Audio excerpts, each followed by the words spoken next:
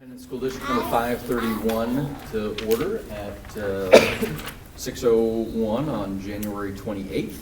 Can we have an attendance, please? Jeremy? Here. Lisa? Here. David? Here. Carrie's here. Alicia? Here. Nadia? Here. And Kelly? Here. Oh, gang's all here. Okay, first action item is to take action on the MSBA proposal for our superintendent search. Do I have a motion to approve that? So moved. Second. Motion and a second. All in favor, say aye. Aye. Aye. All opposed? That motion carries, and MSBA is hired as our consultant. So we have with us Barb Dorn from MSBA. We'll turn it over to her to lead us through this planning meeting. Thank you very Welcome. much. I appreciate it. I'm really glad to be here tonight. My name's Barb Dorn. I'm the Director of Leadership Development and Executive Search at MSBA. And what that means is I spend all of my time in superintendent search and superintendent evaluation. And this is a particularly busy time of the year for us. We have many searches going on, but we are truly honored to work with Byron Public Schools in looking for your next leader. So thank you very much, first of all, on behalf of everybody at MSBA for entrusting us with the assistance here. We're going to cover a lot tonight in terms of getting the initial search up and running. There's decisions to be made about timing and advertising and all those sorts of things. So I'm going to go through the agenda real quickly, but then we're going to cover the timeline first because that's super important. We want all the board members to be able to make it to all the meetings. I've proposed some dates that work as well, but that usually is what takes the longest. Typically, this is maybe an hour-and-a-half meeting. It could be longer, but I'll stay as long as we need to make sure that you are ready and on comfortable footing for the decisions that you're going to make over the next couple of months. Introductions would be great at first. I'll just tell you I've been at MSBA now for almost 6 years and in this same position since I began here. So what I'd love to hear from each of you as board members is your name and how long you've been on the board and where you graduated from high school. It's always fun to find out about some folks. So we'll go in whatever order you'd like to, Jeremy. All right, I'm Lisa Jessen. I'm starting my second term on the school board, but my first term was just, I filled a 2-year vacancy. Okay. So I'm starting my third year. Graduated from Stillwater High School. Stillwater. Okay. Long time ago. Thank you, Lisa. I'm Kelly Crary. I just started in January on school board, Okay. so new to this. And I graduated from Spring Grove High School. Spring Grove, yeah, and welcome to the board. Thank you. Thank you. Okay. I'm Carrie Delaney, and I was appointed in 2022, so this is my third year, and graduated in Wisconsin. Wisconsin. Mhm. Great, thank you. Jeremy Agard, appointed in 21. This is my fourth year. Graduated from Wadena Deer Creek. Wonderful, thank you, Jeremy. David Wernemont, starting my third year on the board, and I graduated from Byron. Byron, here we have one. Great, thank you, David. Nadia Bulkina, this is my first year, and my high school was far, far away. Far away. Different country? Different state? country. Yeah. Well, welcome to the board. Thank you. Thank you. My name is Alicia Eichen. I'm a new board member too in January. Okay. And I graduated from Caledonia High School, just down the road from where Kelly did. Great, all right, well, thank you. Also, thanks for joining and welcome to the board as well. All right, that is very helpful. One of the things that I always like to find out from a board when you begin a search is how many of you have been through a search before, a superintendent search specifically. Anyone? No.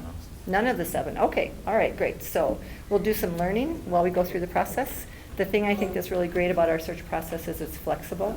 It's customizable to whatever this board feels is best for Byron. We don't have a prescribed process where every search is exactly the same. It depends upon the 7 of you and the decisions that you make for the next steps as we go through the entire process. I think it's really good for the board, however, that you have a nice blend of lenses. You have folks that have been on here up to 3 or 4 years, also folks that are brand new to the board. And so I think diversity of thought is really important in a superintendent search, and that bodes well for the search that you have some people that have been on the board for a long time and also some fresh eyes. So that's all really, really good news. As far as reviewing the process, there's only 2 things that I'd like to share with board members. One is about statutes and the other is about you. The first thing is state statute. There are 2 of them that will apply to every step of the superintendent search: the Open Meeting Law and the Government Data Practices Act. So every meeting that this board holds relative to the search is open. You cannot close a meeting during any part of the superintendent search process. That includes the interviews, It includes deliberating who to make an offer to, who to move forward from one round to another, and things like that. And so you cannot close meetings. You, however, will be discussing private data in a public meeting. And that's kind of where the complexity comes in, because there'll be a meeting where we are talking about your applicants. You as board members will have access to every single application that comes in for this job. It contains private data, however, so we're going to go through some training so that you understand the importance of keeping that information confidential, and yet we're going to discuss it in an open meeting. So when we reach that point, we'll have some time spent to train, to talk about discussing candidates A, B, and C without giving away any identifying information that might cause people to recognize one of the applicants, because their names are private data. And the only names that will ever go public of your applicants are the folks you choose to interview. So the people you interview, those names go public immediately. You'll actually make a motion to interview candidate A, B, and C. At the end of that meeting, I read those names of those three, but everybody else will stay private data forever. So those names are entrusted to you as board members. So statute is really important. And then the other thing is board ownership. This is not a search that we lead. We share information. We make sure that you know your options, and you will lead it. So you'll make this search Byron's search, and it's not MSBA's. So one of the things that I really like is none of our searches do look alike. There's some similarities, and every search firm will have a similar process as far as getting a leadership profile developed and advertising the position and those kinds of things. But there's some unique things I think that you're going to be working on here to make sure it fits exactly what you're looking for as far as the process itself. So your search, the board will own this from beginning to end, but we will be here to answer any and all questions you have at any time. Any questions on those kind of big picture stuff? All right, so the timeline is next, and I'd like to sort of, I think, discuss first very briefly what each of these are so you know what the process is, because this is basically the process between tonight and March or April sometime. We'll solidify the dates in yellow because those are board meetings. So everything in yellow, I've given you the dates that I'm available, but that doesn't mean you couldn't meet without me or someone else from MSBA would come in my place. But there are some things that I want to be careful of when we get into it here. There's one meeting that depends on township elections and things like that. But ideally, we'll leave tonight with dates solidified and times for everything in yellow. So right up top, first, January 28th is tonight. This is the planning meeting where we are getting this search kicked off. We are proposing opening the search next week on February 3rd and leaving it open until March 9th. It goes on MSBA's jobs board, MASA's jobs board. It goes on EdPost, which is a statewide database. It also goes in Revelis. That is a proprietary database for applications for superintendent searches that school board associations do. And that is a national database. So if someone is looking for superintendent jobs in Nebraska, Wisconsin, Michigan, Florida, Texas, they see the Minnesota openings. So Revelis is a national database as well, but we'll post it from the 3rd of February until March 9th. We think that's just about the right amount of time. If you had launched this search maybe in February or March, you wouldn't have about a 2 or 3 month process. You'd have about a month and a half. So everything has to happen condensed, but you have the luxury of time. You're starting soon, which is really great. We're also suggesting opening the public input survey on February 3rd and leaving that open until February 24th. That survey will be online and in hard copy. Not everyone can or wants to use a computer, so we want hard copies at the district office for folks to fill it out there. We do have the survey in here in both English and Spanish. We'll go through that tonight as well. But that is the public survey option. And then the search preview meetings, that is not a board meeting. That's something that I'd work with the district office on. We've learned in the last 2 years that we need to bring in internal leadership early on so that we keep misinformation tamped down. So the search preview meetings are an opportunity for us to meet online with leadership of your bargaining units and also usually the administrative leadership group. Sometimes it's one meeting, but we meet with them to share information about the timeline, the brochure, and the stakeholder survey. We answer any questions they have, and we then ask for their help. Because very often some of those formal and informal power structures within an organization this large can really get people interested, can get them to fill out the survey or come to the board meetings. So the search preview meetings are something we've only been doing now for the last 1.5 years, and they've been working really well just to loop people in early. February 11th will be something called a Q&A session, and we've been doing those now for 3 years. That's an opportunity for anyone who wants to watch this session to hear what's going to happen. We will screen share timeline, vacancy brochure, and survey. We also, though, recognize not everybody's available on February 11th at 3:30. So we ask for questions in advance. There'll be a link provided to your staff to put on the district website or out in an email to parents, to staff. If you have questions about the process, type them here, and then I will get all of those questions in advance, which I'll answer during the live session. So if they can't join me that day for the live session, and people are busy, we don't get a whole lot of people live, we record it and put it on the district website. So at a later point, people go back and watch that. We might only have, 5, 10, 15 people at the live session, and lots of questions, possibly. And then we might have hundreds and hundreds of views online when it's on the website. 24/7, it's easy to watch it. So that's the Q&A session. The first board meeting we're going to want to set a date for, and we won't do it quite yet, but this will be the interview training night. You are interviewing for a position that's paid for with taxpayer dollars, so we want to make sure you understand all of the restrictions on the questions that you can and cannot ask, what protected classes are, how you can not get yourself in legal trouble with some of the things you might ask or consider, which you're not supposed to when it comes to the superintendent. And also that night, we discussed the public input report. So that's the night that we would come back to you with a report based upon the survey, hard copies and online. Now, all of the constituent voices we hope are represented in there, but one of the reasons that we ask you not to make a lot of decisions early in the process is we want you to see that report because it will help inform your decisions about stakeholder involvement further down the process. You may, for example, want to have interview committees as part of the process. You may want input forums where people in the audience provide feedback. You might want meet and greets or tours with your candidates and things like that. Until you've seen that report, you really can't make as informed a decision. So that night you'll be making a decision about what direction you'll go during the interview process as far as public involvement might go. Again, we're suggesting the 9th is your deadline. We'll start reviewing them on the 10th. You'll have access to them on the 11th. We want to make sure that they're complete before we give you access, but you will have a link to the cloud.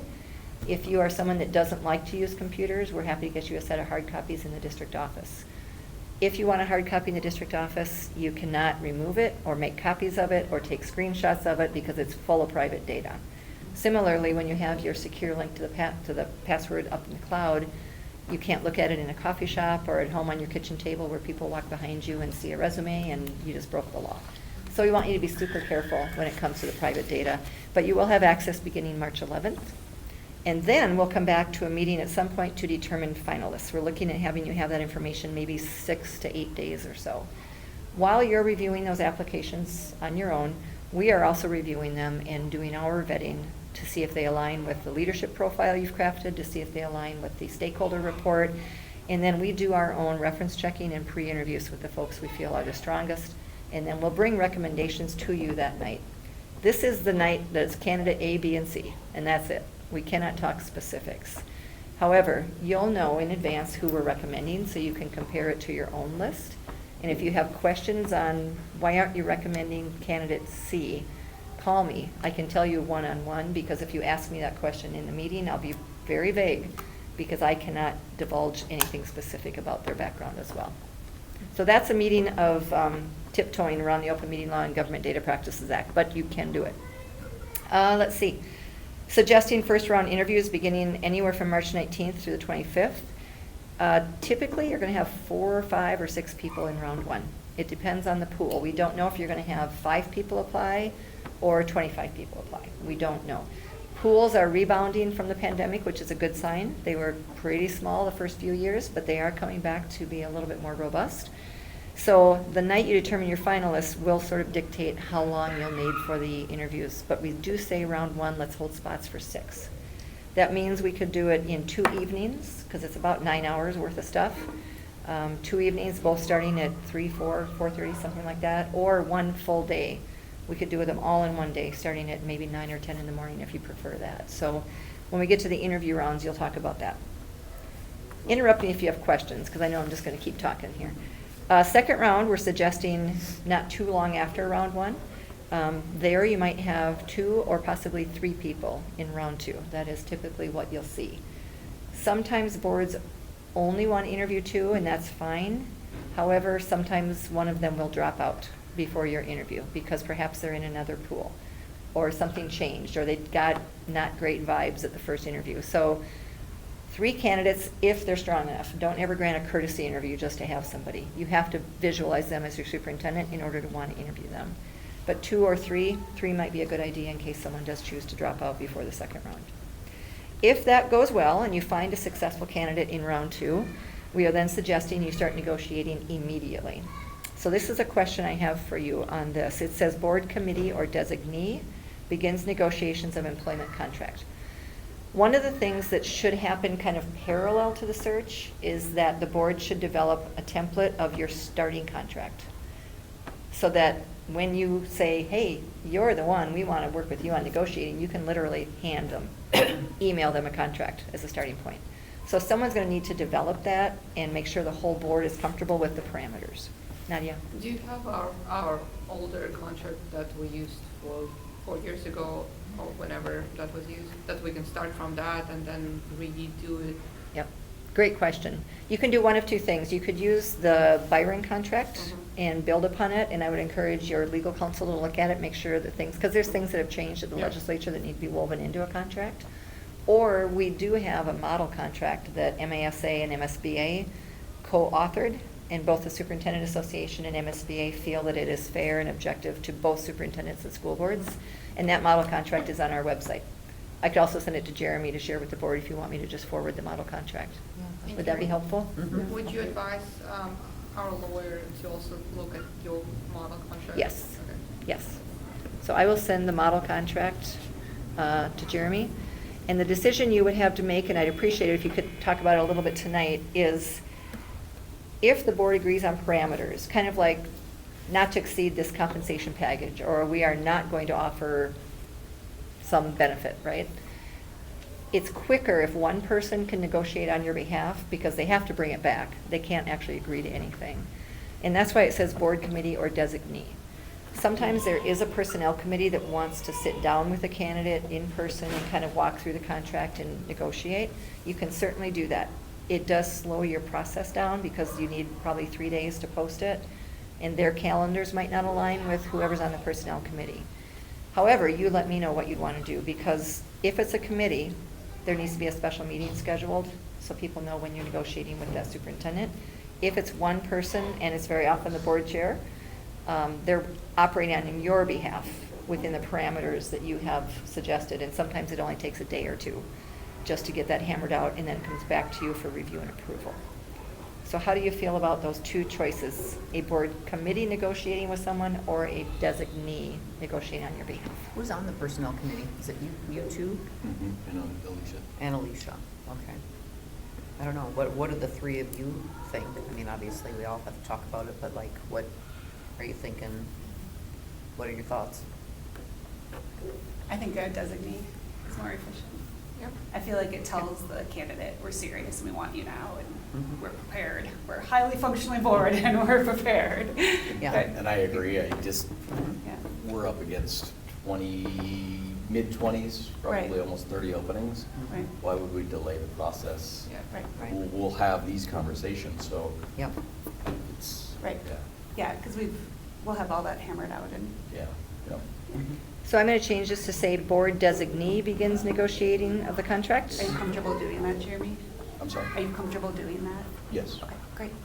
And I'll take out to be determined as far as a date. So it will be immediately the day after round 2, whenever we settle on that. Okay. So then would the personnel committee, would the 3 of you be the ones to sort of hammer out the draft contract for the rest of the board to say yes, no, maybe? The 3 Yeah, of you could a do draft, that? but then they approve it, right? Yep. And give input, okay, Yeah. yeah, Yep. sure.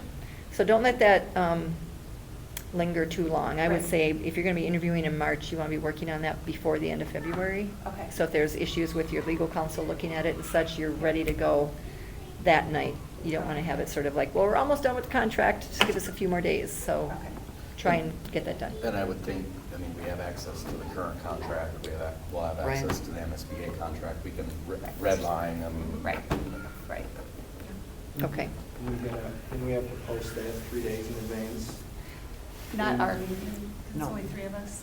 If you've adopted policy 213, model policy 213 says that your committees are treated just like the board as far as the open meeting law Yeah, goes. yeah. I don't know if Okay. you've adopted 213 or not. Okay. Otherwise, there is a school of thought that if it's not a quorum, you can meet without posting it. Okay. But if you have adopted 213, you really need to be posting your committee meetings Okay. of the board. Okay? And if negotiating committee is a standing committee, so you'd have to post it, but whenever you're going to meet, if you're going to meet at the end of February, you just post it on February 21st or whatever. People don't seem real interested in some of the board committee work that you do, however, it should be open, especially if you have 213, please do. Okay. So with that, do you have an April meeting Nadia, on the do you- calendar yet? Do you have a question? Oh, I I'm have a sorry, question Nadia. about compensation. Do you have recommendations or like a survey of what is the current compensation ranges? Yes. And I'm sorry, just that off. Yep, that's actually in our packet, so thank you for asking. good. We'll go over it tonight. And I also had a question about the length of the contract. Will we review that later? No. we Okay, don't. so I'm wondering, like, obviously it'd be ideal to sign a 3-year contract, but what is standard for a new hire? For a new hire, I would say 3 years is standard. Okay. Simply because very few people are willing to give up a permanent gig to take a Right. risk on a 1 or 2 year contract. Okay. So 3 years for a new superintendent is traditional. Every once in a while, though, for both the candidate might say, I'm really excited, I just don't know if I'm ready to commit, so let's go 2 years. And maybe the board also says, yeah, we're not quite ready to commit, so let's just go 2 years as Right. well. So you have room to move. Okay. A 1 year contract for a new superintendent will not fly. People won't sign that. Okay. Thanks for Thank you. asking that. Yeah. Good question. And I think it also shows our seriousness Agreed. to not shortchange them. Yeah. Yep. And now I have a good response to tell the community members that we're asking. There you go. And I'm gonna, then- oh, go And then ahead. subsequent contracts after the first 3-year term, are those subsequent contracts, should those be like a 1-year term, or is it? If things are going well, I'd negotiable? encourage another 3 year. Yeah, if they're going well, I'd encourage another 3 year. Superintendent tenures are getting shorter and shorter. I think 5.2 is the average right now. So you'd like to have them longer if it's going well. The continuity is good. It's good for leadership development of your staff and your administrators. It's good for students to see the same face at the top of the pyramid all the time. So if it's going well, I always encourage another 3 year. Okay? And you can actually start negotiating that in the last 365 days of that 3rd year. So when someone's been here 2 years and a day, you could say, hey, let's talk about next year and get a contract signed for the next July 1st, 364 days in advance. So you certainly can do that.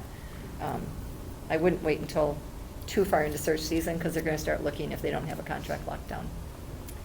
All right, that's all I have on sort of the process. So I'm going to turn it back over to Jeremy. And if you want to facilitate, try and come up with some board meeting dates and times for the things in yellow.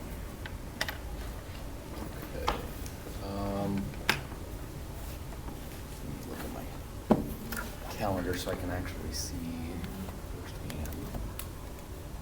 The expectation is that we're all here for each meeting. I do know the March 19th through 25th that I will be out of state. Okay. But with the potential of zooming in on the 25th, because that should be a travel day, I should be, if that's doable. You can certainly zoom in. Okay. Absolutely. You just need to publish in advance where you're going to be with the address. Yeah. Okay. But that can certainly be done. And I'll be down the 14th through the 21st. I believe this week of the 17th is spring break. Is that 14 something? through 24, yeah. It's kind of like from the beginning to the end, but from the first day off to the first day. So, Yeah, spring break is the 17th through the But 21st. they don't have school the 14th either. So I think, Okay. I know it's probably not ideal, but I think we're gonna have to, I'm gonna be out of town, and probably those 2 weekends too. I'm wondering if we should move our regular scheduled meeting from the 17th to the 24th to accommodate for spring break. Yeah. And that was the conversation before, so I think that's very good. Yep. Yeah. And by the way, so for these meetings, what's the duration? Great question. So the interview training and discussing the public input report, the first one, it's usually about 2 hours. The next one, determining your finalists, tends to be much shorter, maybe 1 hour, 45 minutes to an hour. It depends on how much discussion you have about the pool, but that does go faster. The interviews, again, if you do them all in one day, that's about a 9-hour day if you do 6. Otherwise, it's 2 4 to 5 hour nights generally. And then the second round is about 4 hours. That's helpful, thank you. You bet. And we can go outside of these dates, obviously. I was just trying to condense it down into about a 3-month search, but I've got my calendar along as well, so if these don't work, we'll find something different. I know we're already doing a special meeting February 24th. Is there a way we can make that work to just put 2 special meetings back to back? The same evening? So perhaps interview training. The one thing is if that meeting is February 24th, then we're going to have to close the survey about a week earlier because we need almost a week to get that report And together. I do have a little bit of concern that that meeting is to approve cuts. I feel like that will be a, like, Long tough, meeting. tough Oh, meeting. yeah. you know. That whole timeframe is gonna be that. Tough, yeah, right, Yeah. right. March Right. 3rd is when we're putting the names to the Right, list, so right, I right, mean, right, we're gonna be okay. right in the middle of it, no matter what we Okay. do, so. Does it work better for you to do it the same night? I just figure it's less nights that we have to Right, block off. block off. Yeah. That's all my. That's concern. appealing, yeah. Yeah, I'm open to that. Or March 3rd, although that's gonna be a fun meeting, so. Yeah. Would you like to look at, the dates that tend to be the most crucial are the interview dates. Okay. So for instance, we wouldn't want to do interview training and interview 2 months later because you'll have forgotten much of it. Right, right. So Okay. let's maybe start with round 1 and round 2 and then go backwards for those other That's a 2 good meetings idea. before them. Because those are kind of more beasts to schedule too. Okay? So if we're saying the week of the 17th of March is out, Okay? So we could name finalists the week of 20, is that 22nd or 24th? You could name your finalists. And then you could do round 1 the following week instead, and then round 2 would be about a week later. So we could do that, and that would also allow us to leave the position open another week or 2. We wouldn't have to close on March 9th if we're Okay. interviewing that far out. What is everyone's preference for the first round of interviews? Do you prefer to do a 9-hour day? Is that feasible, or are 2 evenings preferable? 2 evenings? I think it's gonna have to be 2 evenings, Okay. but that's my opinion. Unless you want to do Saturday. We often do Saturday all days Okay. also. I prefer an all day. Yeah, Okay. okay. Do you have a preference? I really don't. Yeah, I don't do that. Split for me. Okay. Okay, we can see that. Would you be able to make it if we did a Saturday all day? Or does that cut it to no? Okay, okay, that's fair. So if we looked at naming our finalists, I'm just thinking out loud, if we name our finalists on the 24th, would we then do the 29th for first round interviews? If you named them on the 24th, you could do the first round on the 26th, 27th, or 28th. You don't need an entire week. Sometimes if you name them and you interview within 2 or 3 days, that's actually a good thing. Because it's like strike while the iron's hot before too much mischief occurs. Yeah, I with like people that. Googling everybody. So if you name them on the I like that. 24th, you could interview that week. Because that's a Monday, right? So Yeah. 24th is a Monday. 24th There's is no a Monday, yep. I don't think there's school that day. I don't think that matters, but. There's not school that day. I'll be traveling that day, so I'll be in flight. So I wouldn't be able to give an exact location as far as like a Zoom call goes for that day. 24th interview, is that, what's the 24th? I can't remember, I have it put up. What day of the week is it? Monday? Yeah. Or is that still, it can't be spring break still? No, it's not. Spring break is over on the 23rd then. Kids go back to school on the 24th, don't they? I've had to hunt these calendars. This calendar to find it. If you wanted to name finalists on Tuesday, the 25th, you could interview on Thursday and Friday, the 27th and 28th. I'm out of town the 28th, but All day the 27th? Or all day Thursdays don't work for people either? no. Okay. Could we do like a partial day on that Saturday? Does that work for anyone, or is that no good either? I understand if it doesn't work on the weekend. That seems okay with okay. me, but Okay. I prefer not Saturdays. Okay, okay, yeah. no, I can so- make I it. thought it was for that, yeah. Yeah. I can make it. For sure. It's just like a 10K. So we can meet on the 24th because, yeah. Okay, so we're staff thinking develop. determine the finalists on March 24th, Monday. It's Is that okay for right? him to not be there. Okay. Yes? I think so. Okay. And are these all gonna be at the district office or where? I'm meeting with Ann tomorrow to go through these dates, and she Okay. will lock in the place based on availability. Okay. I would think for the most part, this would be our Mhm. meeting room. Okay. And 6 o'clock again, or, well, it depends on what type of meeting it is, though. Right, tonight, Okay. I said at 6 because it's the same time as our other board meetings, and Yep. it wasn't ideal for everybody, but it worked for, Okay. we were able to make it work. So then if we look at interviews the 26th and 27th, that would be a Wednesday, Thursday. Mm-hmm. And do 2, like 4 to 5 hour sessions on those 2 nights. That works for me. Okay. I would not be here on Wednesday, but that's okay. I'm in another district that night. I can find someone to cover for me on your first night if you want. Is that okay, or does it get messy? Or does it? It's okay. It's The okay. process Okay. is the same. Okay. The difference is by then I know the board pretty well and you know me pretty well. Right. So you just have to trust someone else stepping in and helping facilitate the interview, but we have 3 people that do it, so. Okay, great. All right, so you're thinking Monday, the 24th to determine finalists, and then Wednesday and Thursday, the 26th and 27th. And those were both, did I hear at 4 p.m.? Starting at 4? Oh, well, that was just a 4 to 5 hour Oh, a 4 to 5 hour Right. meeting, set, yeah. but, Yep. Hopefully by 4, I would say. yeah, worst case 5 to start.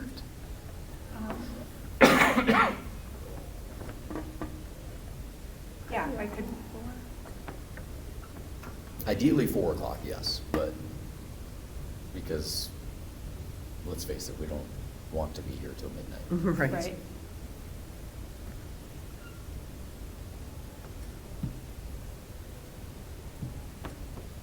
Can everybody make 4 o'clock work on those days? I'm allowed to ask I that, can, but- yeah. I think so. can. Mhm. We'll have to figure that out. We'll have a companion come in. Okay. Jeremy has to read something over here, so I don't know if it's good as mine. Okay, so let's, yeah, I think let's tentatively plan that. So, And Carrie, if later's better, that's, you know. I wouldn't, Okay. either way, either way, I think I'll have to just figure something out. Okay. Okay. Okay. So what time on March 24th to name your finalists?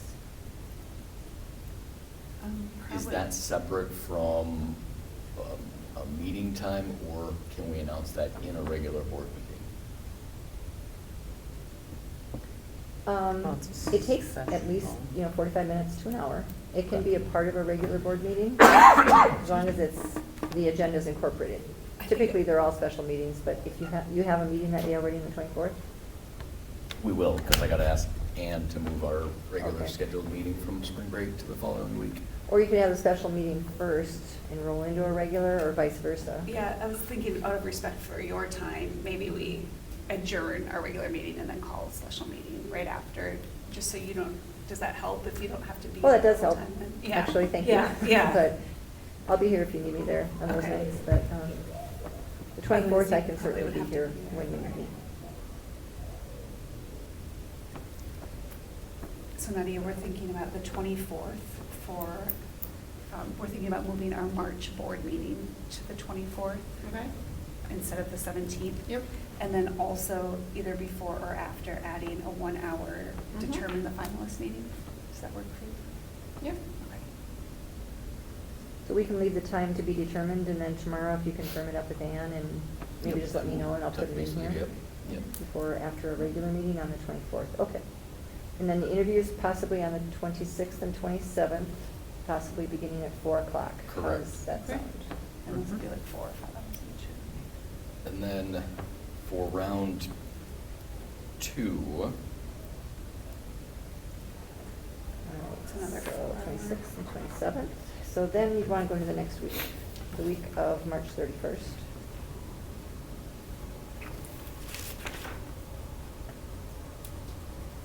I am available the 1st, 2nd, and 3rd of April. The 31st I'm not, but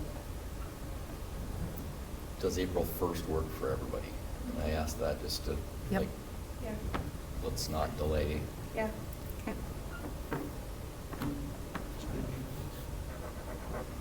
Which one was that one? Yeah, yeah, we run the risk of This one? Yep. people not believing us. And then, so that, do we start at 5? Is that another 4 o'clock? Is that, How many hours? Well, it depends on how many people you're interviewing. could be 2 interviews, it could be 3 Right. interviews, but probably no more than that, right? no more than 6 3. hours. No, no more than 3. And if you can't decide who to hire because you have 2 really good candidates or something, you could be here till, 1 or 2 in the morning, and you could always take a recess and come back the next day. Just depends how much agreement there is on the board Hope we about have who to that hire. problem. I hope we have that problem. It's a good problem to have when you can't decide who to hire. Right. Sometimes there's one amazing candidate and you all know and it goes very quickly. Sometimes there's 2 people or 3 people and then it's more difficult, so. Okay. So maybe 4 o'clock if it's workable for everyone? Okay, on the 1st, 4 o'clock. April 1st. Yep.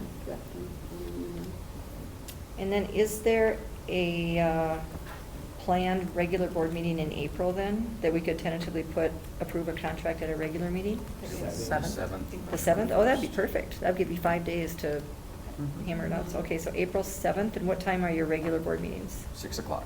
6 PM, regular meeting, okay.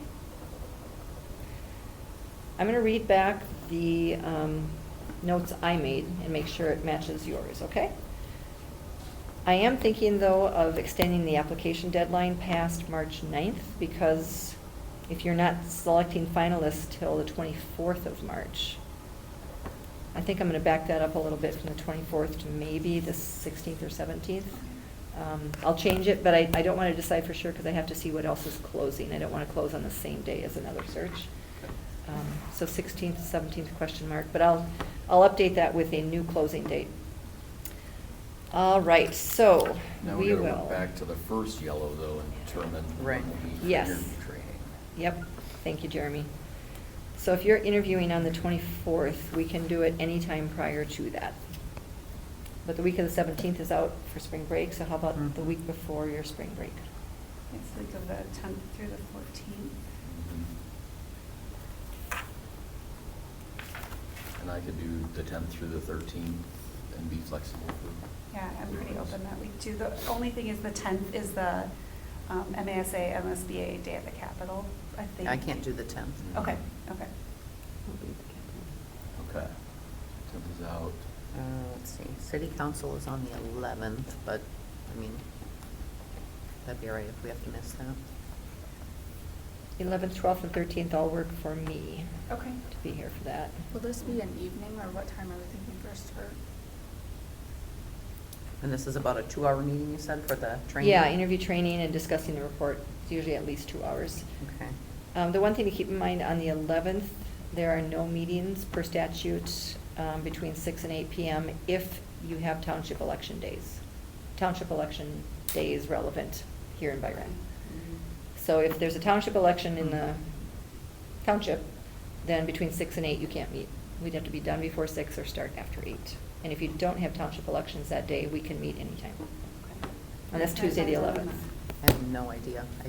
We have like 5 townships in our. 5 district. townships? Ish. We have a lot Then of there's probably a townships. chance you're gonna have a Yeah, township I can election look it up. Should we just go to the somehow. 12th then? Should we just move to Wednesday? Yeah, let's eliminate anything that could be a problem. Mhm. So 12th or 13th. So let's say the 12th in an effort to continue to just do things as soon as possible. Okay. If we do the 12th, would we look at 6 o'clock, like a normal meeting? Well, if it's a 2-hour meeting, should we start at 4 instead? Not, What do you guys think? 5, 5? Is that what you said? yeah. 5? Okay. Doesn't matter to me. Could we do 5:30? I know it's pretty. Right, I just don't know 5:30 if or I feel 5, Okay. yeah. Yeah. 5 at that time, or at that day. All right, so now, 5:30 is the, 5:30. Yeah. 5:30? Yep. On the 12th? yep. Okay. Okay, this time I'll read it back. So what I have down, I'll adjust the closing date somehow. The search preview meetings, I'll just line up with the district staff just to get those folks looped in. The board meeting for interview training will be March 12th at 5:30. Application deadline, most likely 16, 17, 18. I'll take a look at other searches and find a day that's not taken. March 24th, before or after the regular meeting, there'll be a special meeting to determine your finalists. And you'll let me know, Jeremy, what you guys Yes. figure out. So March 24th. Then you're interviewing 26th and 27th, that same week, both days at 4 p.m. We'll hold 6 spots, 3 and 3. You might only need 3 or 4, and you could do it all in the first day. Or you could do 5 or 6 over 2 days. So 26th and 27th at 4. Round 2 would be the next week, April 1st at 4 p.m. for round 2. Negotiations begin on April 2nd with a board designee doing that negotiating. Employment contract approved April 7th at 6 p.m. at a regular meeting. Did I get that right? Yes. Okay, so the one thing we're waiting to hear on then is what time on March 24th for a special meeting.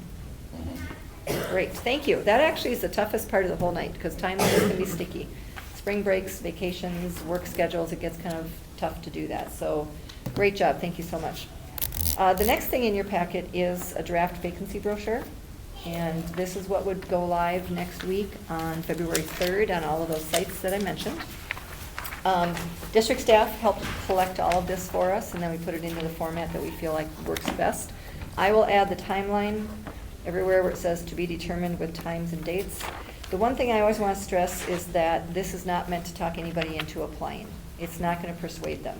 What it's going to do is pique their interest, or if they're curious because they know the job is going to be open, pretty much everybody does, it's a small world out there. They will look at this and then they'll go deeper. They'll dive into your website. They will look at MDE's website and see all of your reports and all those kinds of things. They'll talk to other people and then they'll decide if they want to throw their hat in the ring. So on the left are all of the points of pride, and there's some really wonderful things happening in Byron Public Schools, so a lot of really exciting things that candidates might be interested in learning.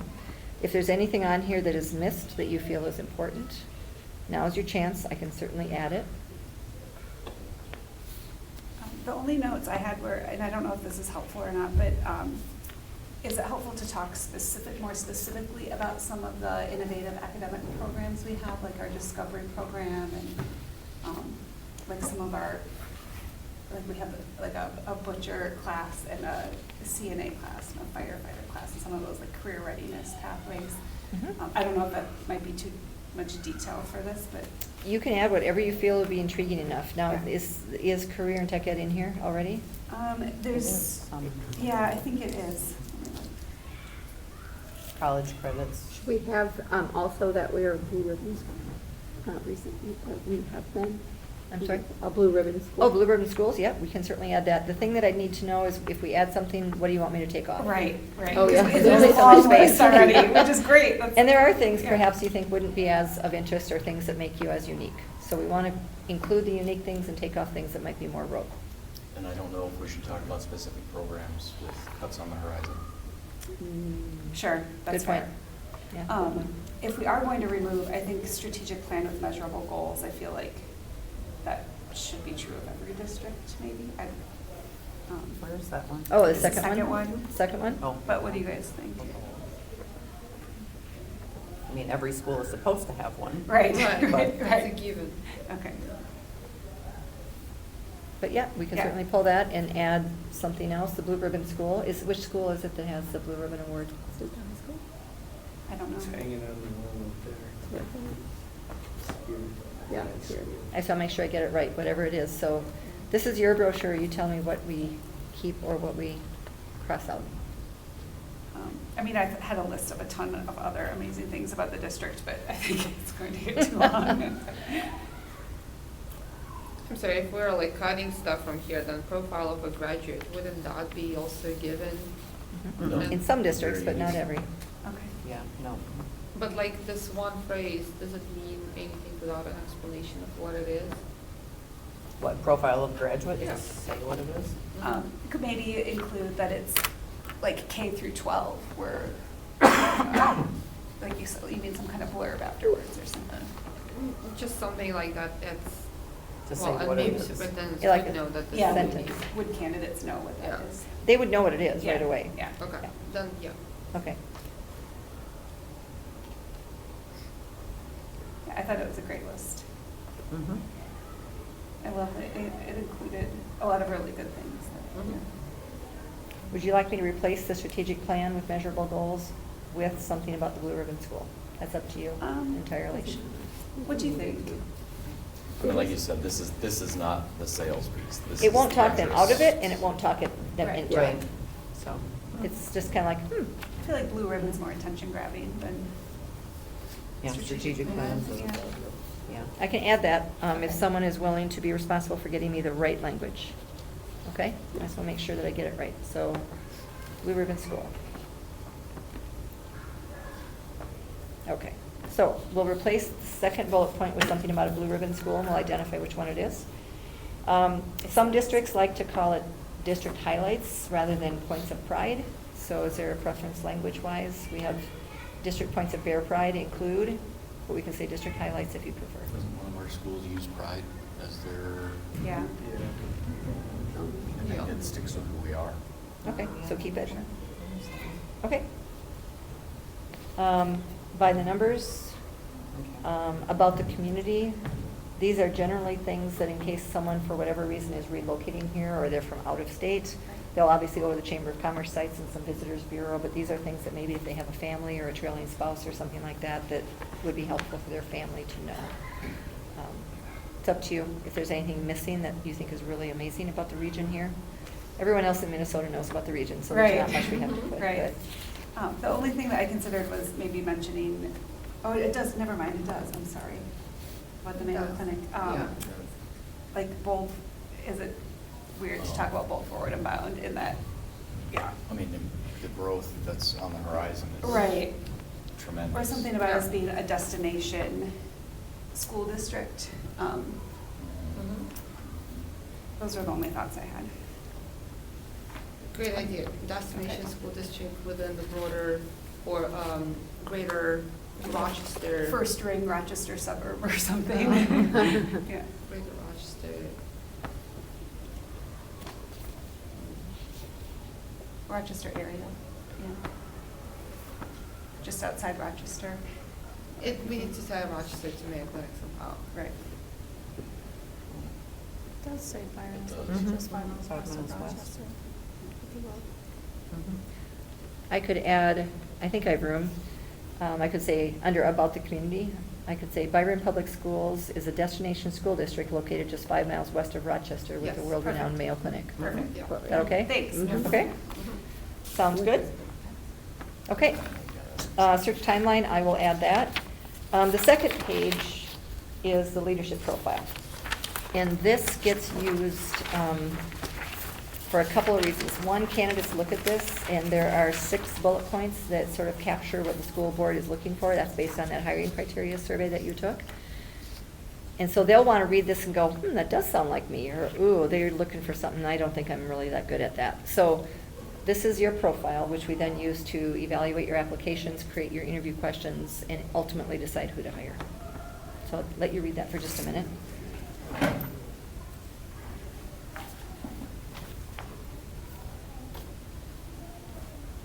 And that was taken out of the survey, right?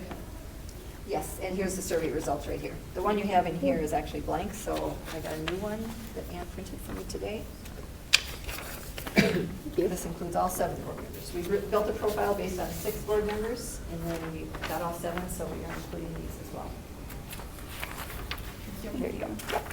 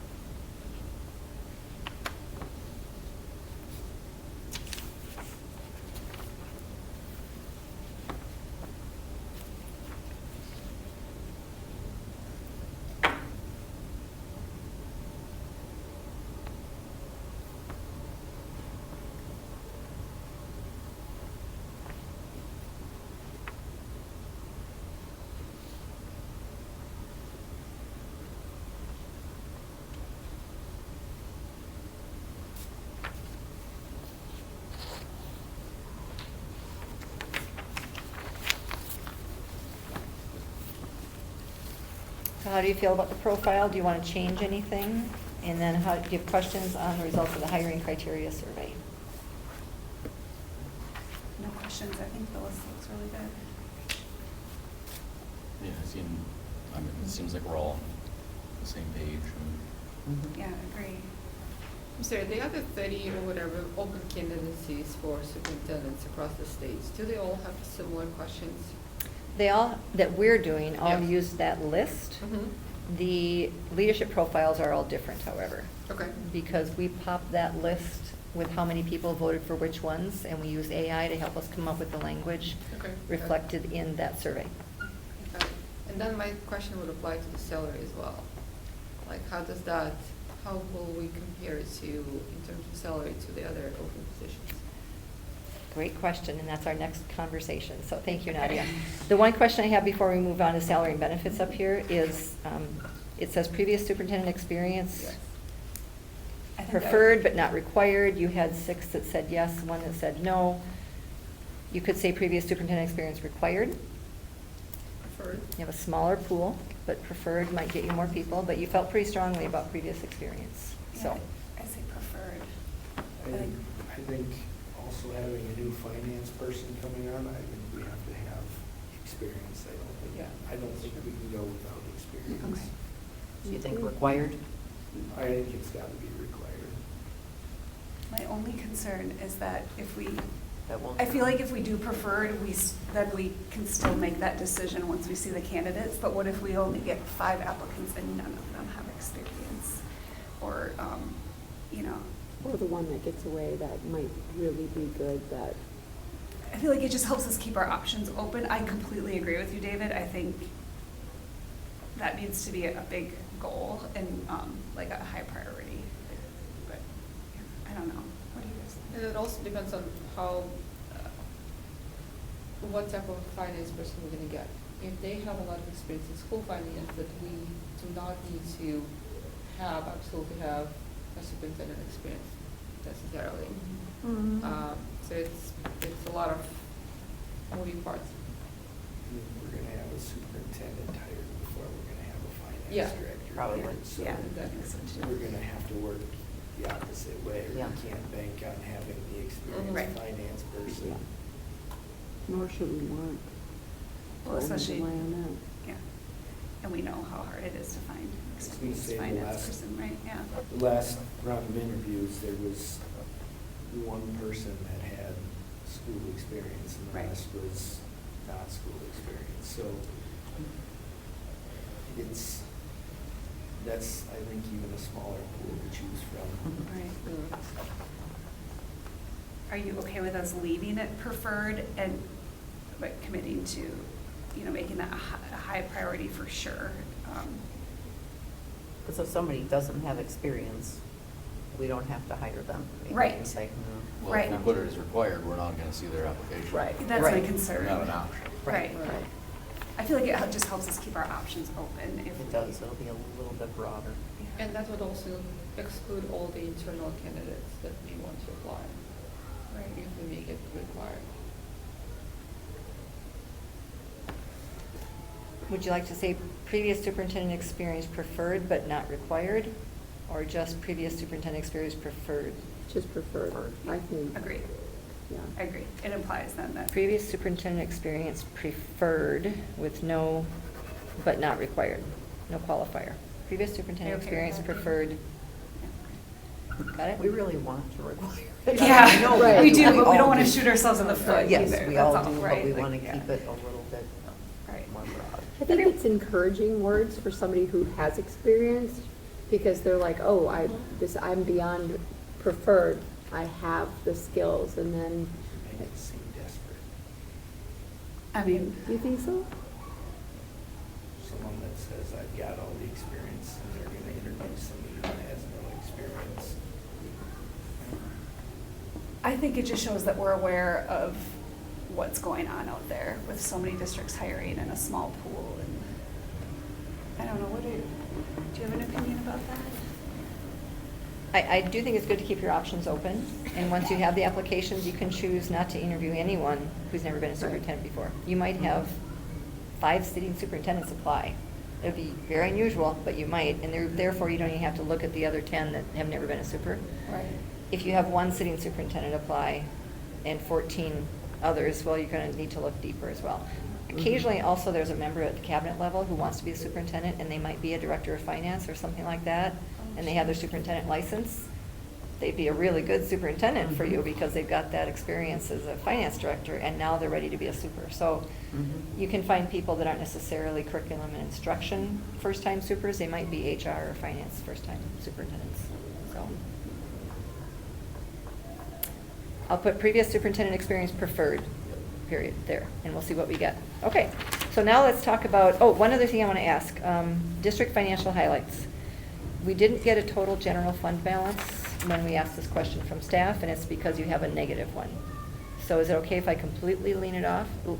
I shouldn't say a negative one, it's just like 69,000 or something. It's not very much. I think it's better to leave it off. Okay, so I'm gonna cross out the stuff in red that we would normally put, okay. And the truth is, we're making really good progress on that, so I Yeah. feel like it, like the number wouldn't necessarily show Yep. the true picture. And that actually is what we heard from the folks on your admin team that returned this to us, is they're really proud of the progress that's being made, and they think that the way that the district is addressing the challenges is a really big positive for people interested in the position. Good. So that's the kind of thing that I share if people call me with questions about, yeah, I heard about the finances, and I can say, you know what? They're turning it around, it's, you know, people are excited about where, I can do that, but we'll leave off the red stuff, because it doesn't look great. Yeah. All right, so the next thing in that packet is the salary range and some comparables that Nadia was asking about. So starting in January, there's a new law, state of Minnesota, that you must publish a salary range. We've never had to do that before, so you can see here on this page sort of the suggested language to post a range. So there's two things that we need from you here. One is a salary range that I can put in the vacancy brochure. And two is to direct me who I could visit with at the district office about which additional benefits may include that I could visit with. Or you could tell me what to include in there as well. This doesn't have to be exact, but just something to give people a flavor of what they might get for benefits here in Byron. And the salary range could be based somewhat on this sheet, which is the comparables for some similar districts in your region down here.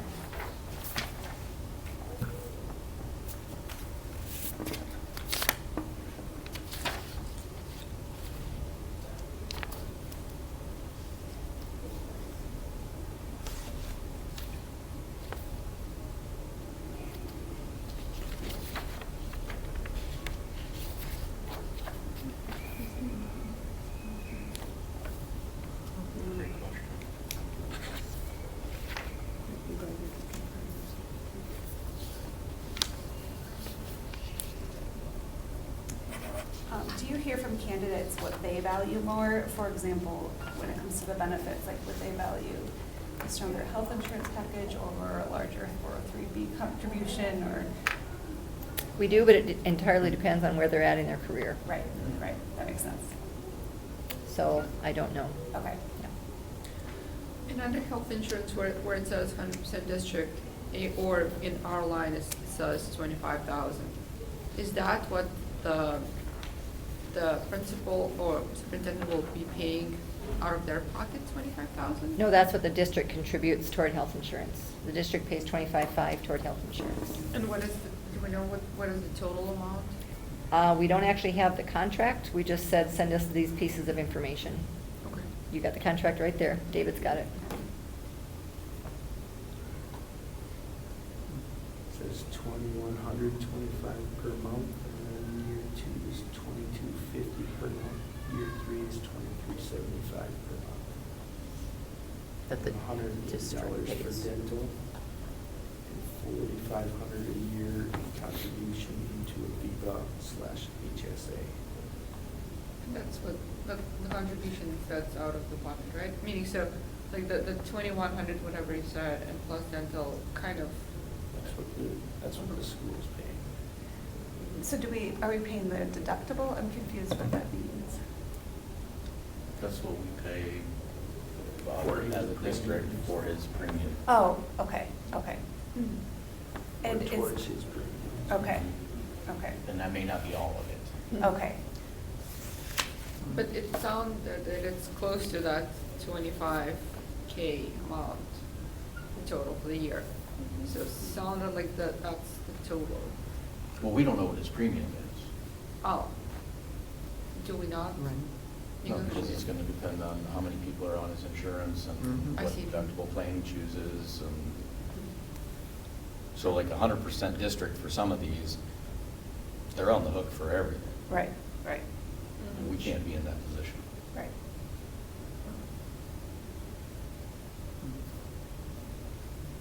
And I would throw out our ranges, just throwing this out for conversation, is 150 to 179, because we don't want to pay an inexperienced superintendent the same as we want to pay an experienced superintendent. Right.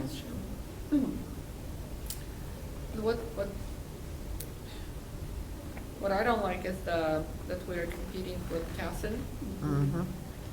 And looks like Casson is just like 10K over, or 11K over. Mm-hmm. So is that unstraight? I think it's pretty equal because they don't have as big of a 403 contribution, 403B contribution. They have better healthcare costs though, with They have 100%. better healthcare and their 403B is 2.5K under ours. It's not that big of a difference. Mhm. And they technically have fewer students than we do. But I agree with the range. I think that's we should have a range. I also have in his contract, it says 167,440 is his yearly rate of pay for 24-25. Oh, so Mhm. maybe that's the older contract. That might have been. That's for this current year. That might have been because he took a freeze. You know, that might be why he's getting the lower amount, because he took a freeze last year, so he didn't get his jump up. Yeah. And I did get a correction from Ann yesterday on that line, because it had a wrong salary amount, and Ann did contact us and say, no, this is the accurate number, so I think it was Okay. something like that. Okay, Okay, so she changed it for us. okay.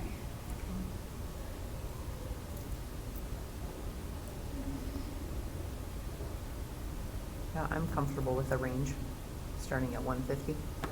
Mm-hmm. 150 to 180. Mm, Should we do 185?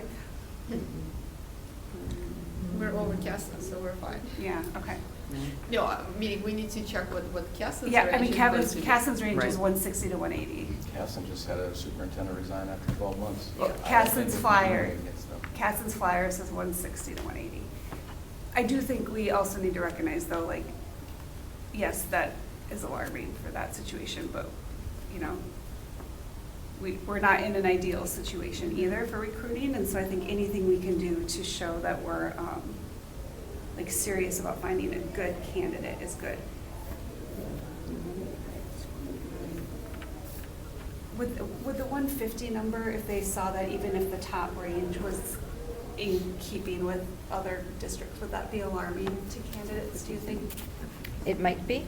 Yeah. It depends on the candidate. There's some sitting superintendents that wouldn't even consider you if they saw 150. They'd Right. think, I you know, they're worry if gonna- I was job hunting and I saw a range, I always look at the lower end of it, and you know, you hope for the top, but the 150 does worry me a little bit. I would always look at the middle of the Okay, range. okay. So and we are opening that bottom end, right? So we're Right. saying non-experienced, like Right, we will Mhm. sure. consider people without superintendent Okay. experience. So that's the 150. Okay, that's fair.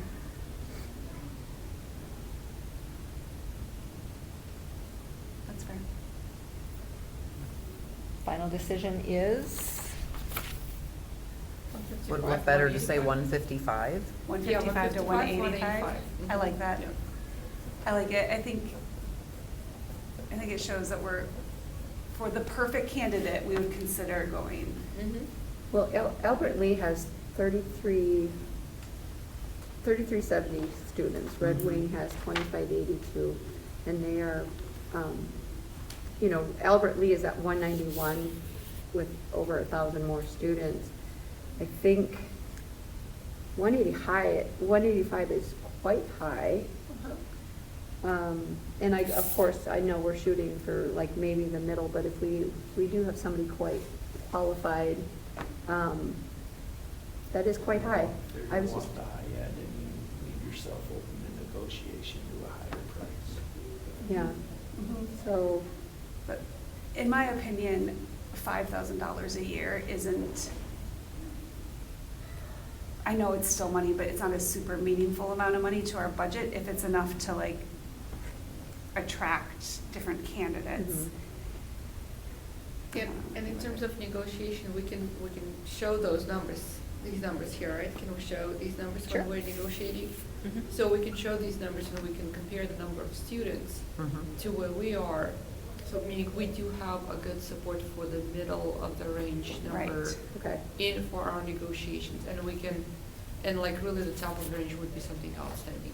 And by the Right. way, this is some wise conversation, so. Right, right, Okay. right. Okay, so I'd prefer 155 to 180. 155 to 180, yeah.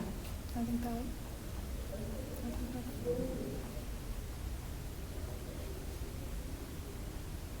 That still sets us like really higher than all but one district that has 1,000 more students. So I think 180, you know, is, I wouldn't go over 180. I like 155 to 180, but I mean, we can still negotiate, can't Yeah. we? If somebody said, oh, I'm looking at this district, but I really like Byron, my family likes Byron, would you go 182? I mean, you know, we Right. can always. But do then that. we have that buffer where it's not starting at 185. Could you go a little bit higher? Right. Does that make sense? Yeah, yeah. Yeah, so to 180? Is there a consensus, 155 to 180? Yes. Yeah. Going Yep. once, going twice, all right. Got it. And then, who should I touch base with, just generally, or can I just list some benefits as based on this? I could certainly do that as well. It's never something candidates are gonna look at specifically unless you have some really cool benefits. If you have something different than everybody else has, you should mention it here. And I don't know if you do. I don't think we do. We'll have to look at the contract again. Okay. Would Ann be a good contact, or who would be a good contact? I mean, we've talked about having one point of contact. You want to just maintain that? Yeah, I can check with Ann on that. Yep, absolutely. I'll have her gather sort of the phrase. And it's generic phrases, so I will get that included in the brochure. Great job. So The what brochure- about, just going back to healthcare, what about the program that they just introduced this year with like the telehealth and Mhm. all the tele-appointments? What is that called? I always forget the Oh, name. that is a good perk. Yeah. Yeah, oh, that's right. Because I think So that's we- great, and I don't think we introduce telehealth at do no a good cost to job. the staff. Is that what it calls? Okay. to? But there is There's a name for it. I bet Ann will have it if I reach out to her tomorrow. Yeah. Okay, all right. Just so you're aware, it can be as simple as mental health. Mhm. There's no cost to the staff to have weekly therapist visits Awesome. in this program. And I'll their find out entire the name. families too. Yes. That's great. All right, find Does out. it get capped at some number per year? We pay, It should, right. There's a max number of visits per Yeah. year. But still, even with that, it's still like, that's a good deal. yeah. Okay, I'll find out the name of that program and make sure it's in there along with the other general benefits that you provide. Okay, we're making progress. Those things take the longest. So now looking back at the agenda, I do want to talk about public input for just a moment. So you know we're already doing the Q&A with MSBA on whatever day was settled, February 11th maybe or something like that. Yep, February 11th. We'll line up search preview meetings with your bargaining unit leadership and some administrative teams just to make sure they're in the loop on what's happening. Then I want to talk a little bit more about interviews. Okay, we did talk about the staff survey and community survey, which is the public survey open to everybody in 2 languages. The finalist interviews, you're going to have an opportunity to involve folks if you need to. And so the most common ways are to do either interview committees separate from the board. You will have interviews yourselves of the finalists in round 2. You could have interview committees, one committee made up of maybe staff, another committee of community members or parents, or you have one committee with lots of people. So that's an option we'll talk about more after that survey report comes back. The other one that I think we're the only ones that do it is we have people attend your board interview, and there's people representing select interview, certain groups that will be accessing a form to fill out on strengths and weaknesses that they see in the interview with you. So that'll be another option. And then we always recommend the tours with administrators through the buildings, and I'll work with Ann to set those up for round 2, because I think people do expect it. They want to see the building, see the insides, the programs, and all those kinds of things. The idea of focus groups is optional.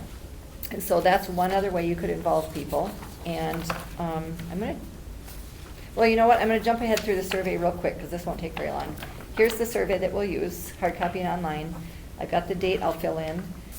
Do you want business owner / district partner, or do you want the word agriculture in there? This is the one thing that, depending upon where a district is in the state of Minnesota, that first one about business or district partner or agriculture is up to you. The rest are pretty standard, but that's the one that's geographic. Any preferences?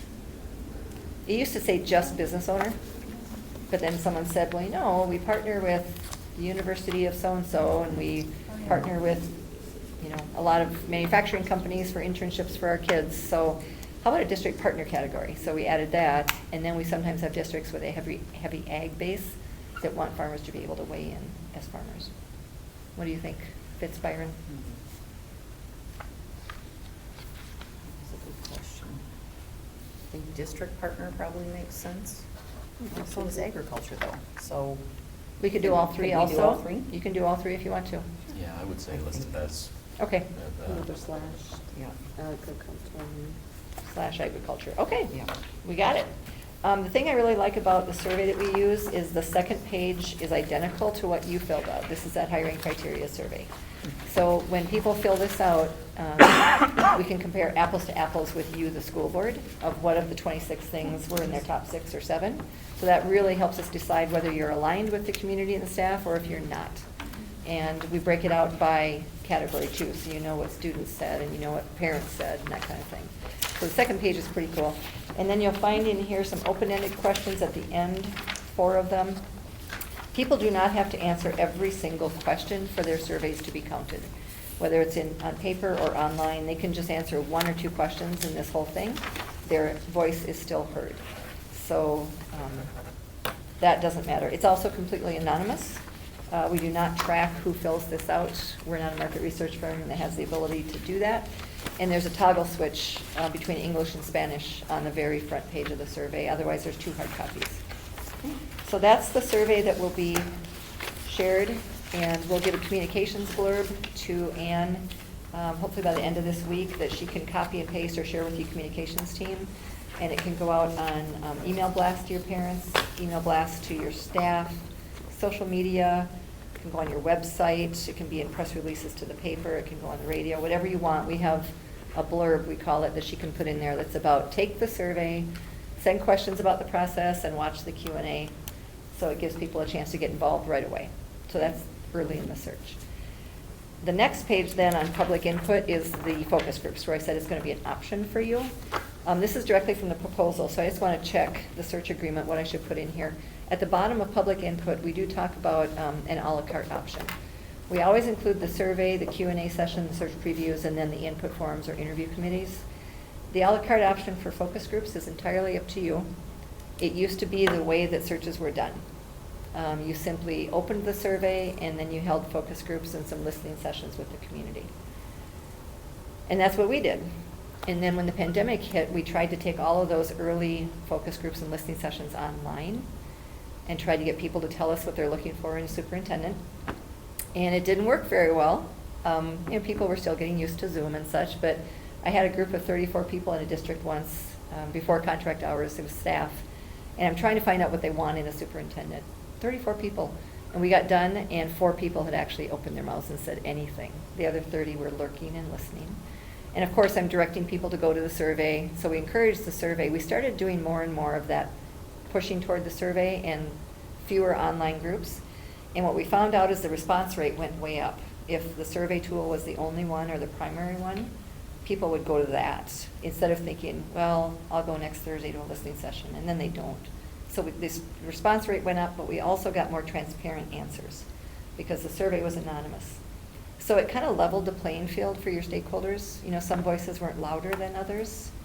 Everyone had access to it. It wasn't like, you know, some people don't have transportation or childcare, or aren't comfortable speaking in public, or they do shift work and they can't come to the listening sessions. So we offer them still because they are the very traditional methodology of collecting data. If you want us to do it, we charge per day or per group. If you don't need us to do it, I think I've never learned anything in any of those groups that I didn't learn through the survey. But if there are people in your community who expect to come to a focus group or to be involved early, it can be a PR tool for you as well. So you tell me if you want to do that for that additional expense. I have no interest in Yeah. any of that. I don't either, because when we hold them, you know, here in the auditorium, 20 people show up. We That's don't- actually pretty good. I've done Is it for it? zero Oh, show-up. Jeez, yeah, it just doesn't seem like we have a very. I think the good community survey, like you response. said, people Yeah. can speak their piece, Yep. Okay. be very informative, and know that there's nothing other than their true feelings out there, and Mhm.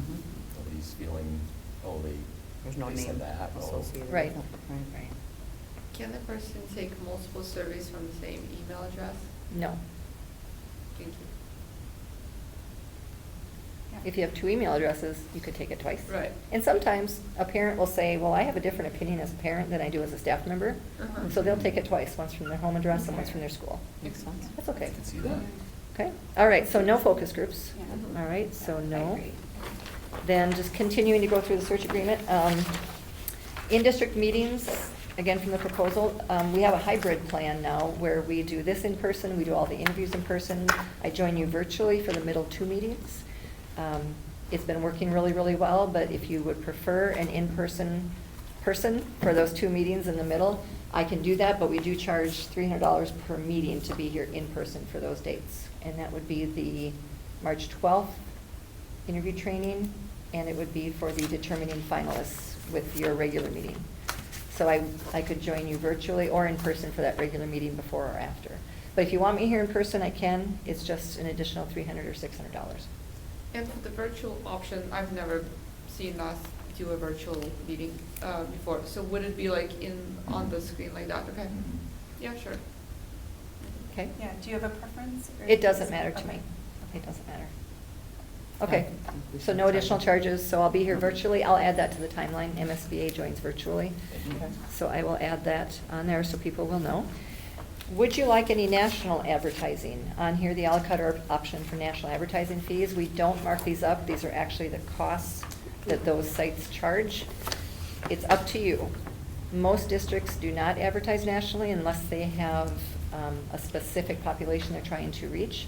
We've had districts, for instance, adjacent to or on reservations that want to advertise on the National Indian Education Association. Sometimes districts with a very heavy Hispanic or Spanish-speaking population want to advertise on the National Association for Latino Administrators and Superintendents. Totally your call. You tell me whether or not you want to do that. I'm seeing head shakes. Okay, word of mouth is the most powerful way to get candidates, so I just want to make sure you had the choice. And then background checks, you have to do one anyway as part of employment. It's like a $15 charge, right? If you're interested in a more in-depth background check on your finalist, your last one, or your last two or three, we do those through Baker Eubanks. So it's a national criminal check. It also does 10 years of employment and 10 years of employment to verify they actually have worked where they say they've worked. We also verify their educational credentials. So if they say they have a PhD, we verify that they do versus they're in process. It's totally up to you, but it is $395 a person, and you don't have to decide tonight. Some boards immediately know, yes, we want it on our last person, just to be safe, Yeah. because Yeah, absolutely.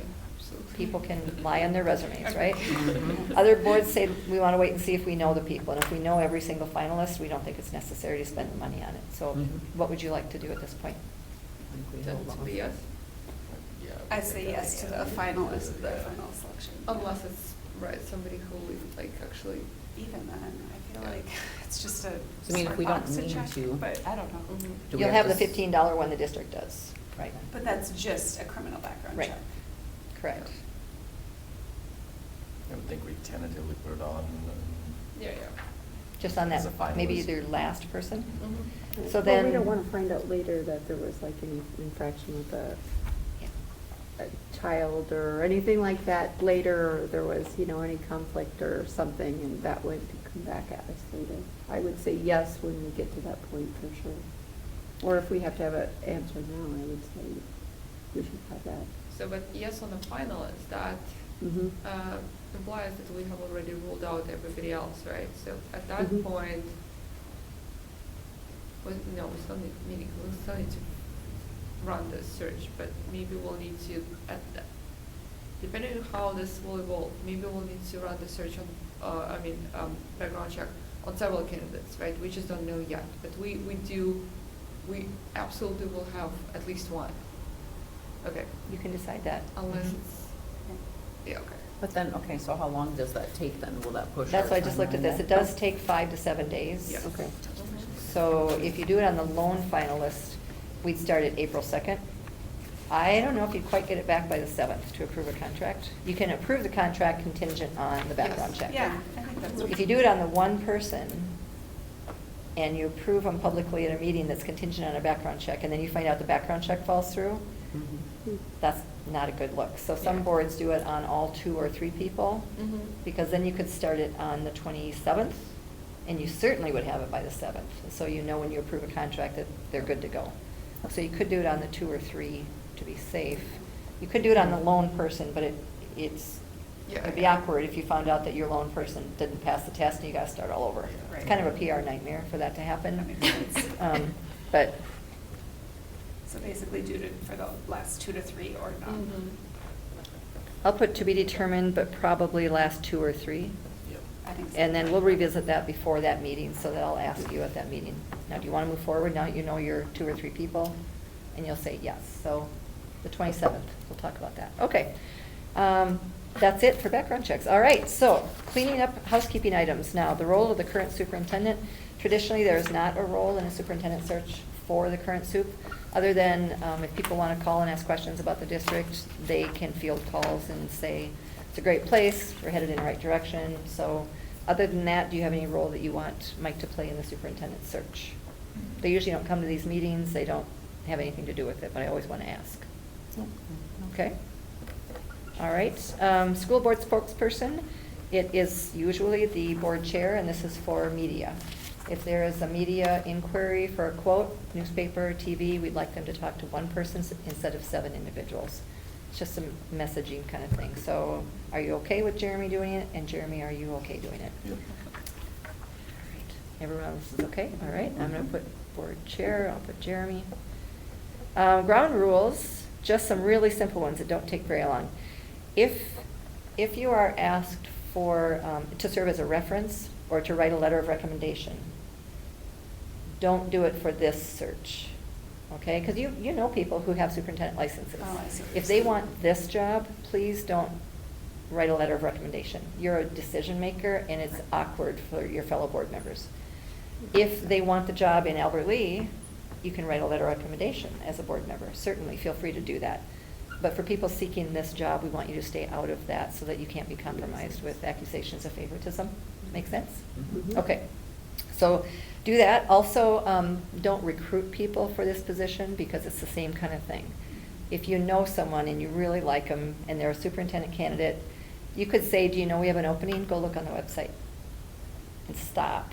Because you don't want to say, hey, I think you'd be great. Go look at the website.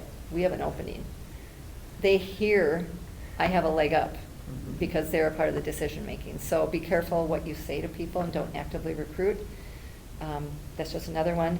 And then finally, if you are related to anybody in the pool, and sometimes it happens, because you'll see those applications, so let me know as soon as you can. There's special voting requirements if you are related to the 4th degree to any of them. Cousins, in-laws, aunts, uncles, whatever, let me know. And then that changes the voting circumstances. It has to be unanimous. We can't have a majority vote for someone who's related to one of you. So just some basic things. And then the only other thing I sometimes forget to mention is social media posts. Please share whatever the district puts out, because the district will have social media posts that are accurate with accurate links and everything. Share them if you can. don't start from scratch and try and write your own post about the search, because then we start getting missing information that kind of confuses people. So the official word is what we want the board to follow. Any questions on those kind of ground rules? Awesome. In-district contact person has been Ann, and she's been terrific, and that will continue. Yes. Can I keep working with her? Okay, terrific. Who would be the confidentiality employee? Because if someone wants to look at hard copies, we need someone who will keep these under lock and key and make sure that when you look at them, you don't take pictures of them and things like that. It's usually an HR person. Or do none of you want hard copies? Say, yeah, it's probably. Yeah. I think Ann would probably be that as well. She's at the district office where the forms would be.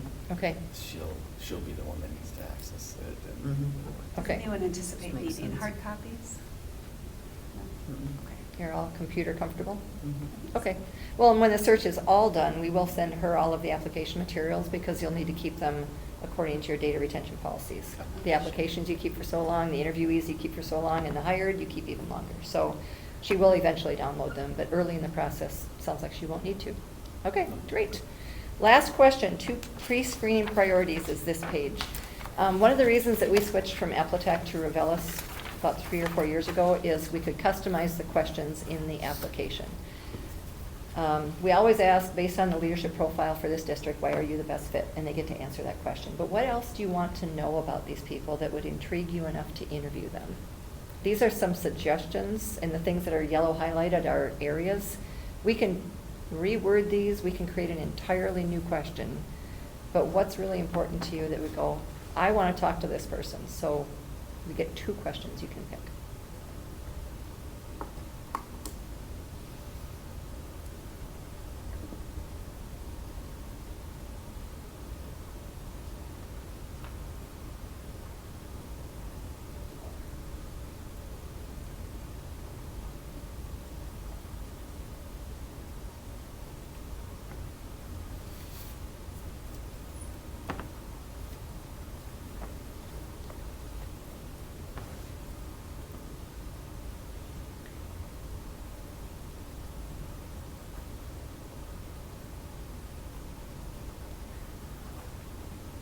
And those questions, is that something that when you call them, you would ask them?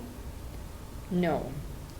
These are questions that you as a board want to know if they're, you could ask a financial question, for example, in the application and see how much financial acumen they share.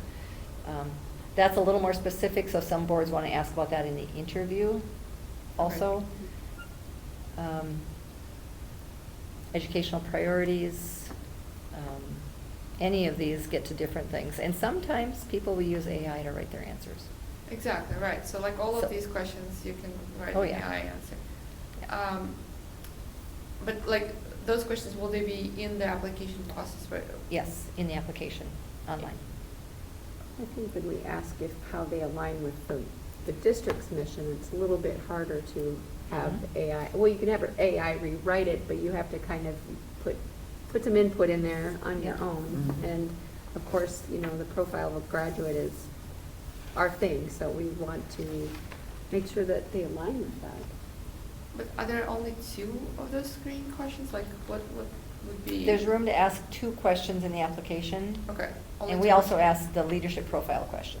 It's Got kind of it. standard, so that they have to look at your profile specifically and complete an answer. Okay. But we could do a mission-related question or portrait, profile of a graduate question that is more specific, so. What about a question along the lines of why they're applying for this, like for Byron specifically? Just to kind of understand what prompted them to search for this new role and why they think that Byron would be a place that they would be comfortable in. Mhm. Certainly. I agree.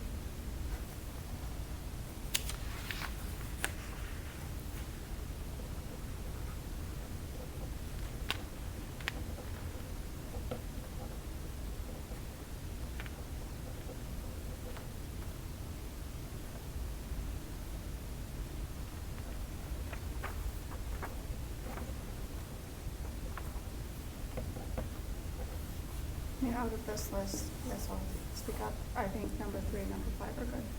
Those would be my probably top 2. we're asking that at the time of application. Yeah, that's good. Yeah, number 3 is the first one that I starred. Because communication, we know, is top priority. Are there any questions that you, like that we're not seeing that are in the application that ask about their school finance experience? No. Okay. No. Well, number 7 does. Yeah, yeah. Right. I just didn't know if we needed to use one of ours to address that, or if we could glean it from. The only way would be looking at their resume and their work Yeah, history. Sure. If they've worked in Sure. those positions, They're gonna have That would tell us, Yeah. yeah.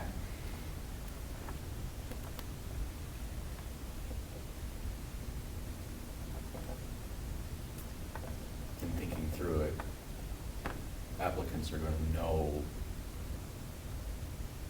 where we are when they're applying, and they're gonna tout every bit of financial knowledge they have. Right, right. If they've got, Right. I would. Right, right. You're saying so lack thereof, there might be, Well, then I think Then it we would tell might- us there isn't any. right. Good point. I also like number 4, but I don't think we can go wrong either.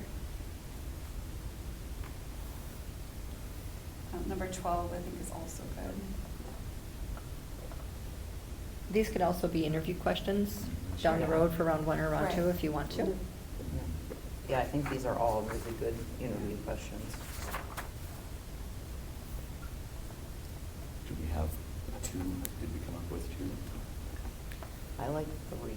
I had 3, 4, 5, 12, and then I wrote, Nadia, what prompted you to apply for the position of Byron Public Schools Superintendent, and what would you need from the school board in order to be successful in that role? That could also be an interview question. Usually the very first interview question is, Yep. tell us about yourself and why you're interested in being our superintendent. Yeah. So that is usually the opening interview question, but this is a little more specific in an application, so. I really like that and 3.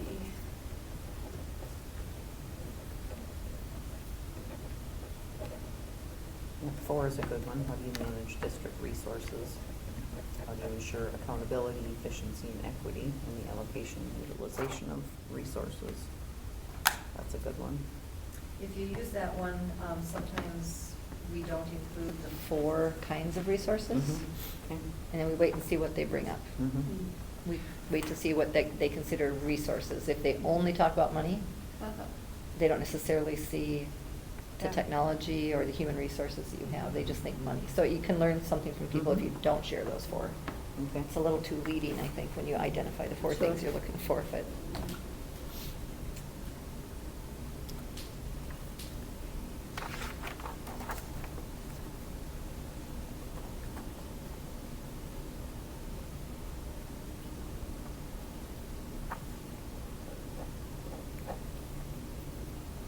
Okay, we narrow it down to the 2 screening ones, yeah? Yeah, any other thoughts? So right now we have number 4 and the new question. Number 4 and the question about Byron, or number 3 and the question about Byron? Number 4 and the Okay. question about Byron. Okay. But the one about Byron might be the first interview question. Any of those questions can be interview questions. Yeah, but I mean, like what you said, you know, Right. is basically what brought you to Byron, or why are you seeking Mhm. a job in Byron? I don't know, is that a screening question? To me, it doesn't seem like a screening question. Well, I'm thinking if we're in best case scenario, right, and we have 30 applications and we're trying to limit, we have to kind of weed through them. I do think the Byron question is a question that might help us. Kind of also like More- to ask yeah. something probing that would Yeah. require a response Right. that's from experience. And I was just kind of looking at number 2.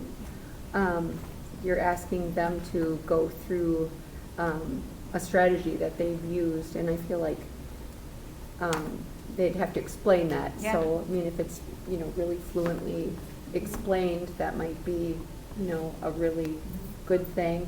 I just feel like everybody's going to have I really feel like everybody might have their canned answer to why they're applying at Byron, because it is going to be the first question most people are going to ask. I think it's a great question, though.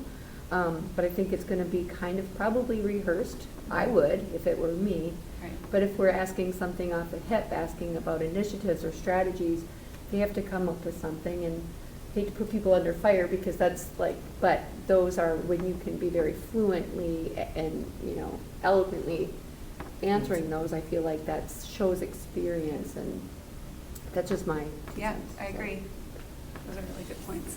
So any of these questions that are kind of more probing for me, I mean, you know, Mhm. I thought 3 and 4 were good. I thought 2 was good. Yeah, I like that it's asking for a specific, something specific from their experience. Mhm. That can't really be an AI-generated answer. Mhm.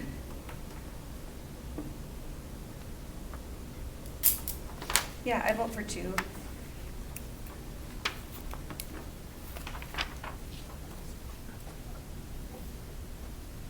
Do we do number 2 and number 4?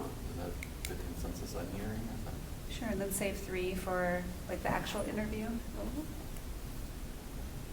Okay. And like Barb said, with no leading Right. category, I think Right. that would help us to say. Right. and, Yep. Yeah, I liked that. Yeah, Without the yeah. leading. And then again, you're probing and you're getting some more Yeah. in-depth personal experience, so I think I that's like great. 2 and 4.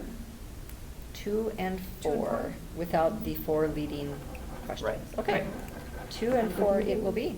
Okay. Any questions for me? That is the entirety of what I had to get out of you tonight. Thank you very much. You made great time, just over an hour and a half. That's really good. So, Good. what do you still need to know? Any questions about the process? I that feel could like we're gonna tell have a you? lot of questions. Yeah. They just aren't tonight. Yeah. And on the vacancy brochure on the back page, hopefully you noticed my email and my phone number on the brochure. So please reach out to me. It does not have to route through Jeremy. If you have something you need to know, just call me or email me, and I'll do my best to answer it, okay? Well, thank you. We're really looking forward to working Thanks with for you your on time. this. And next week's a big week. We'll get it posted. I need language on Blue Ribbon Schools. Is that you? Or school? mean, Or I could ask Ann also. Yeah, Maybe I maybe. could ask Ann so for it. I did find like a news article. It was the high school. 2010? This was from 2011, Banners. January of 2011. What What's that? the banners hanging. Oh, Is it? yeah, so maybe Okay. we can Okay. just look at the banner and see. I'll walk up there with you. Okay.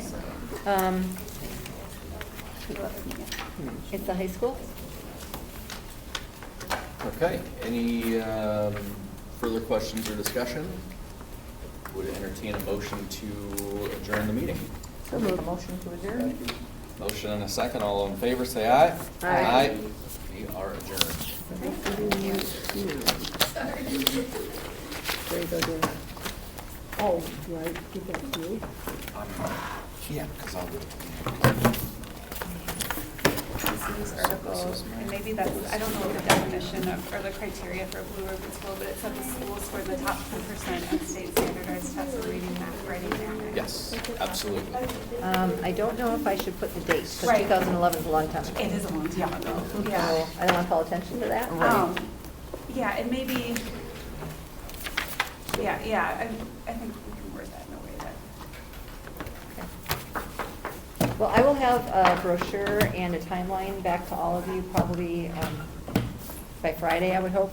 And you can look at it, see if it matches your notes. Okay. And if I don't hear anything back, we're going to be good to go and post it next week. We gotta stop the Okay? iPad. All right, thank you very much, everyone. You bet. Did you have a long drive to The get here? districts are going to be posting their positions. When the other ones are posting? How you been, Kelly? Oh, I think every